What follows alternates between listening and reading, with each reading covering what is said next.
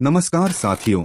जय भीम जय भारत। आज मैं आपसे बात करने जा रहा हूं उस महापुरुष के बारे में जिसने शोषण की जंजीरों को तोड़कर इस देश को बराबरी का रास्ता दिखाया। उस इंसान के बारे में जिसकी कलम और संघर्ष ने सदियों पुराने मनुवादी ढांचे को चुनौती दी। उस महान आत्मा का नाम है डॉ भीमराव रामजी आम्बेडकर। बाबा साहेब। मनुवाद क्या था और बाबा साहेब कैसे लड़े? साथियों, मनुवाद वो सोच है जिसने इस देश में इंसान को इंसान नहीं रहने दिया।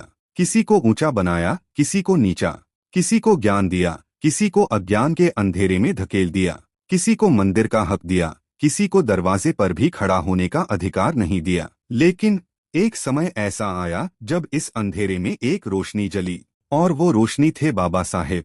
उन्होंने कहा, मनुष्य जन्म से नहीं कर्म से महान होता है।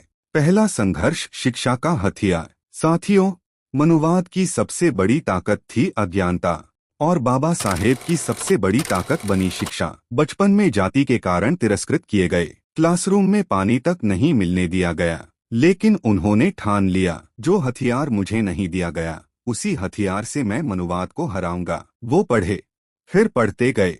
अमेरिका, लंदन, जर्मनी, दुनिया के सबसे बड़े विश्वविद्यालयों में जाकर मनुवाद की दीवारों को हिला दिया। उन्होंने साबित किया कि जिसे तुम अछूत कहते हो वो दुनिया का सबसे बड़ा विद्वान बन सकता है। दूसरा संघर्ष, आंदोलन और संगठन। मनुवाद केवल किताबों से नहीं गिरा, उसे गिराया गया आंदोलन से।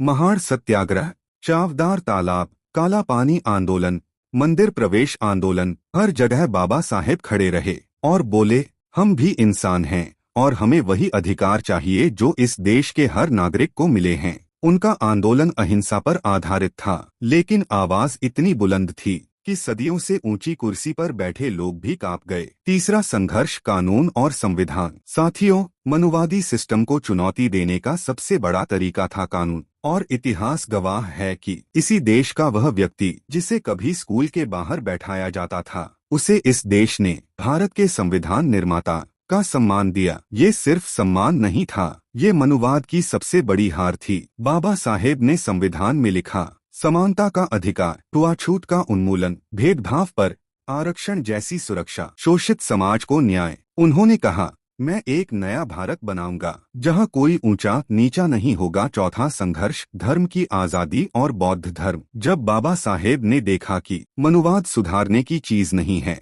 बल्कि छोड़ने की चीज है, तब उन्होंने उठाया इतिहास का सबसे बड़ा कदम। 14 अक्टूबर 1956, नागपुर। उन्होंने कहा, मैं हिंदू पैदा हुआ लेकिन हिंदू मरूंगा नहीं। उन्होंने बौद्ध धर्म अपनाया, जो समानता, करुणा और बुद्धि का धर्म है, और करोड़ों लोगों को रास्ता दिखाया, परिवर्तन का, सम्मान का, स्वाभिमान का। बाबा साहेब की लड़ाई आज हमें क्या सिखाती है? साथियों, मनुवाद अभी भी खत्म नहीं